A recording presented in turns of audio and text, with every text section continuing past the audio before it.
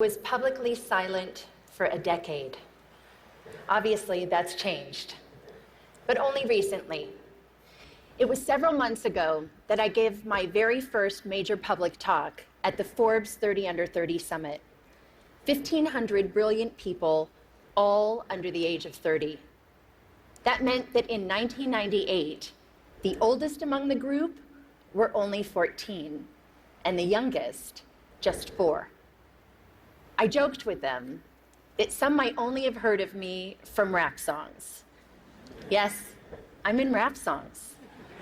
Almost 40 rap songs.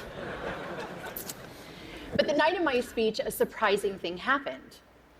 At the age of 41, I was hit on by a 27-year-old guy. I know, right? He was charming, and I was flattered, and I declined. You know what his unsuccessful pickup line was? He could make me feel 22 again.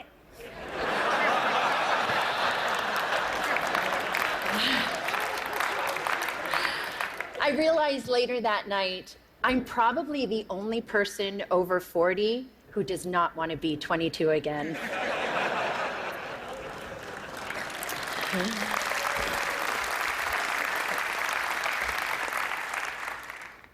At the age of 22, I fell in love with my boss. And at the age of 24, I learned the devastating consequences. Can I see a show of hands of anyone here who didn't make a mistake or do something they regretted at 22? Yep, that's what I thought. So like me, at 22, a few of you may have also taken wrong turns and fallen in love with the wrong person, maybe even your boss. Unlike me, though, your boss probably wasn't the President of the United States of America.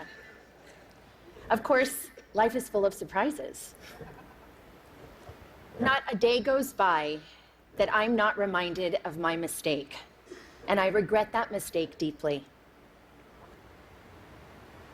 In 1998, after having been swept up into an improbable romance, I was then swept up into the eye of a political, legal, and media maelstrom like we had never seen before.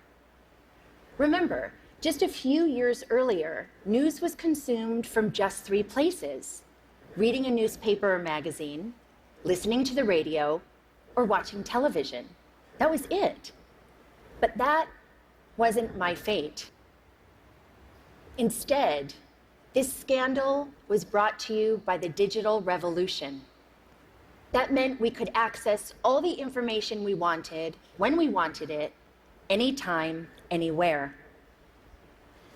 And when the story broke in January 1998, it broke online. It was the first time the traditional news was usurped by the internet for a major news story. A click that reverberated around the world. What that meant for me personally was that overnight, I went from being a completely private figure to a publicly humiliated one worldwide. I was patient zero of losing a personal reputation on a global scale almost instantaneously. This rush to judgment enabled by technology led to mobs of virtual stone throwers. Granted, it was before social media, but people could still comment online, email stories, and of course, email cruel jokes. News sources plastered photos of me all over to sell newspapers, banner ads online, and to keep people tuned to the TV. Do you recall a particular image of me, say, wearing a beret? Now, I admit I made mistakes, especially wearing that beret. But the attention and judgment that I received, not the story, but that I personally received, was unprecedented. I was branded as a tramp, tart, slut, whore, bimbo, and of course, that woman. I was seen by many, but actually known by few. And I get it. It was easy to forget that that woman was dimensional, had a soul, and was once unbroken. When this happened to me 17 years ago, there was no name for it. Now we call it cyberbullying and online harassment. Today, I want to share some of my experience with you, talk about how that experience has helped shape my cultural observations, and how I hope my past experience can lead to a change that results in less suffering for others. In 1998, I lost my reputation and my dignity. I lost almost everything, and I almost lost my life. Let me paint a picture for you. It is September of 1998.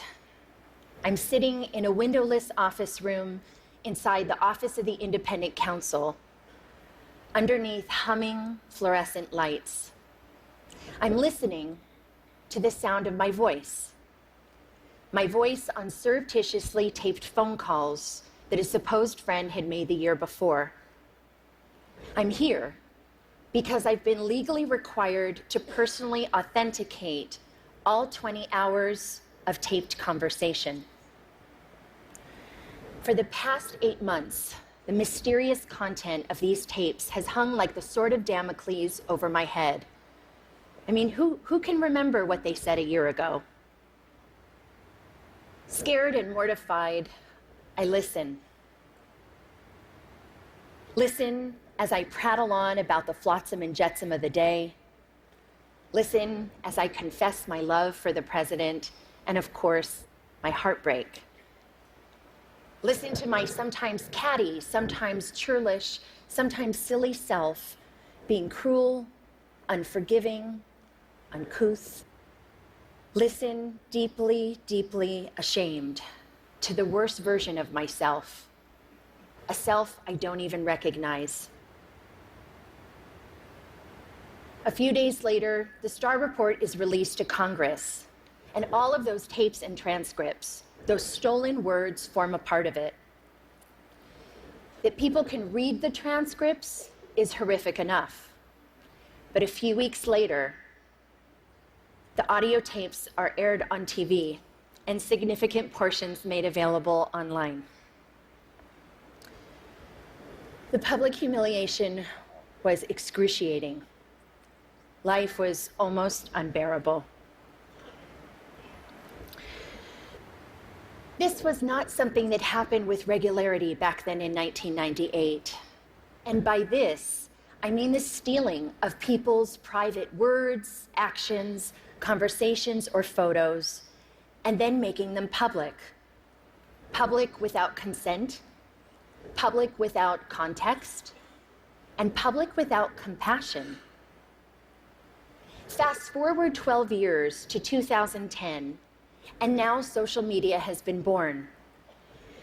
The landscape has sadly become much more populated with instances like mine, whether or not someone actually made a mistake, and now it's for both public and private people. The consequences for some have become dire, very dire. I was on the phone with my mom in September of 2010, and we were talking about the news of a young college freshman from Rutgers University named Tyler Clementi. Sweet, sensitive, creative Tyler was secretly webcammed by his roommate while being intimate with another man. When the online world learned of this incident, the ridicule and cyberbullying ignited. A few days later, Tyler jumped from the George Washington Bridge to his death. He was 18. My mom was beside herself about what happened to Tyler and his family, and she was gutted with pain in a way that I just couldn't quite understand. And then eventually I realized she was reliving 1998, reliving a time when she sat by my bed every night.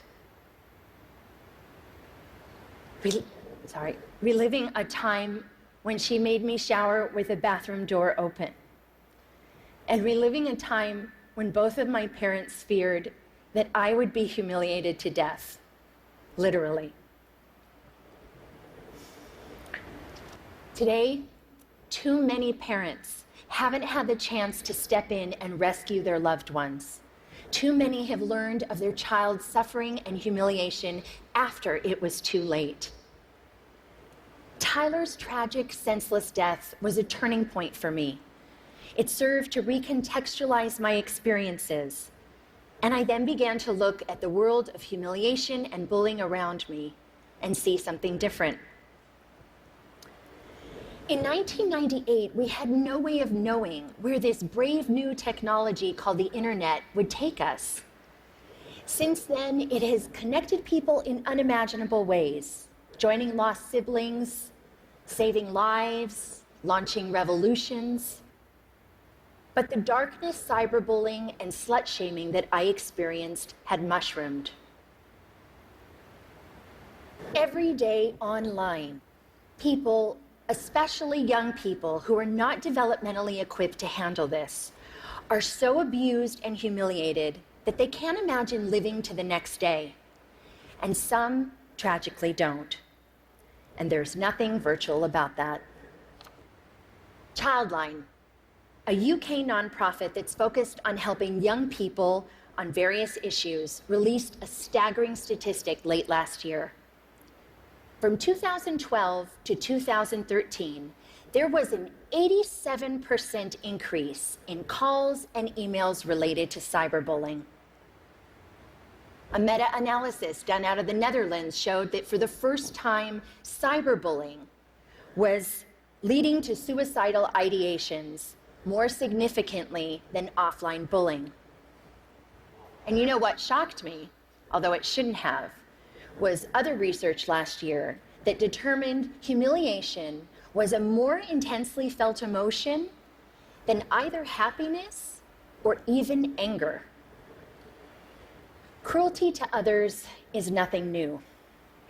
But online, technologically enhanced shaming is amplified, uncontained, and permanently accessible. The echo of embarrassment used to extend only as far as your family, village, school, or community. But now it's the online community too. Millions of people, often anonymously, can stab you with their words, and that's a lot of pain. And there are no perimeters around how many people can publicly observe you and put you in a public stockade. There is a very personal price to public humiliation, and the growth of the internet has jacked up that price. For nearly 2 decades now, we have slowly been sowing the seeds of shame and public humiliation in our cultural soil, both on and offline. Gossip websites, paparazzi, reality programming, politics, news outlets, and sometimes hackers all traffic in shame.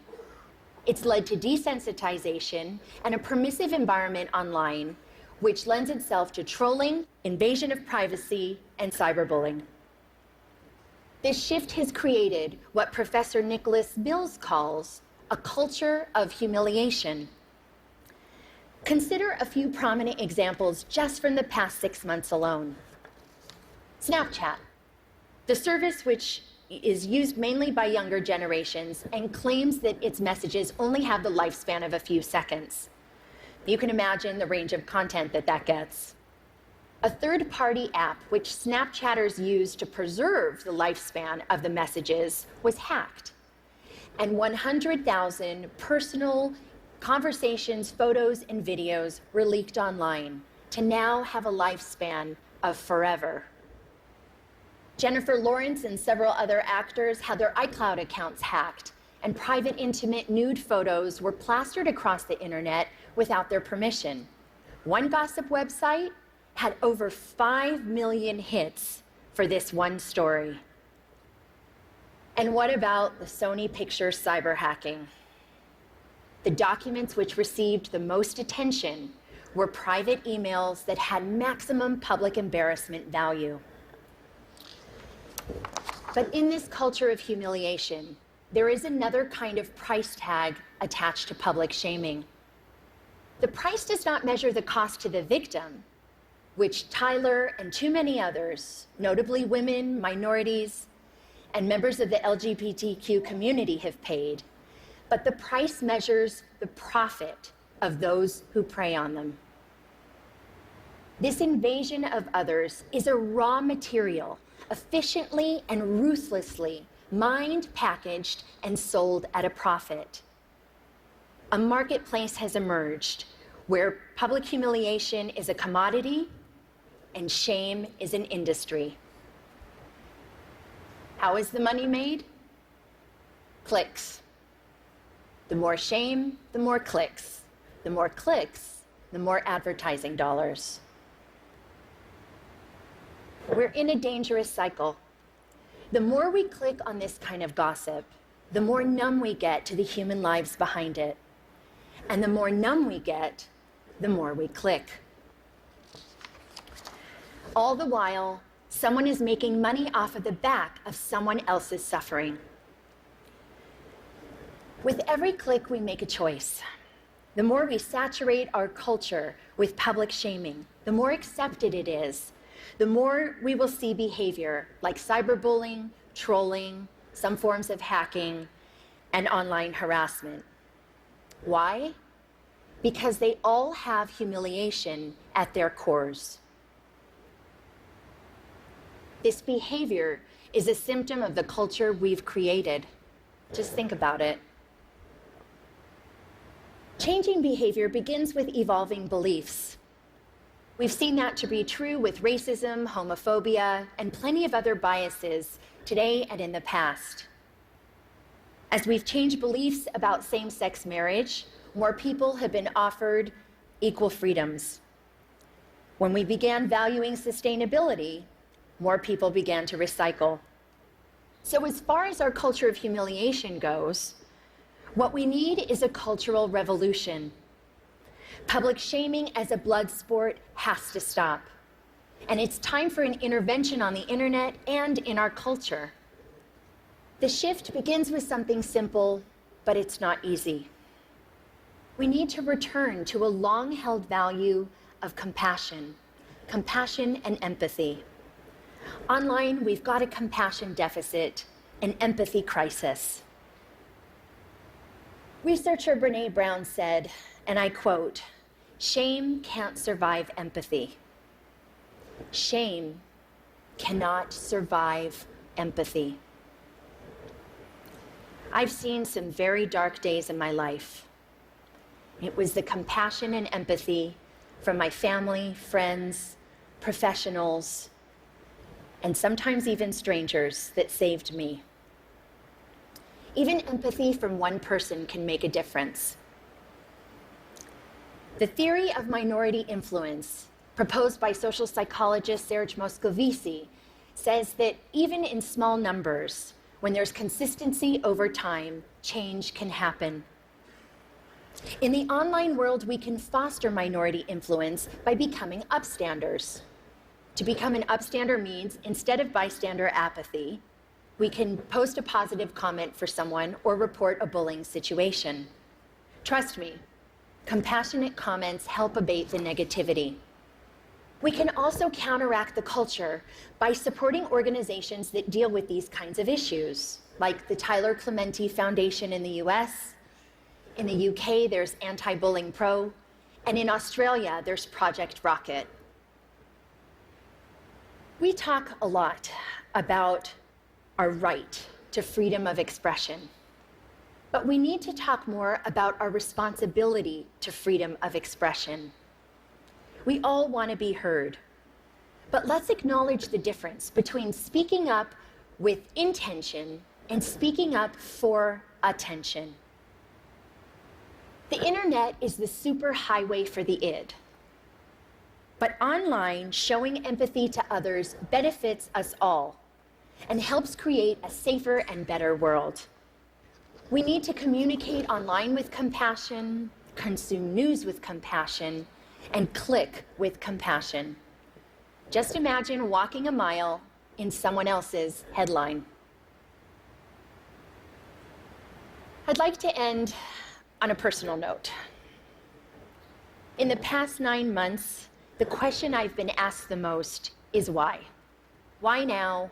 Why was I sticking my head above the parapet? You can read between the lines in those questions, and the answer has nothing to do with politics. The top note answer was and is because it's time. Time to stop tiptoeing around my past, time to stop living a life of opprobrium, and time to take back my narrative. It's also not just about saving myself. Anyone who is suffering from shame and public humiliation needs to know one thing. You can survive it. I know it's hard. It may not be painless, quick, or easy, but you can insist on a different ending to your story. Have compassion for yourself. We all deserve compassion, and to live both online and off in a more compassionate world. Thank you for listening.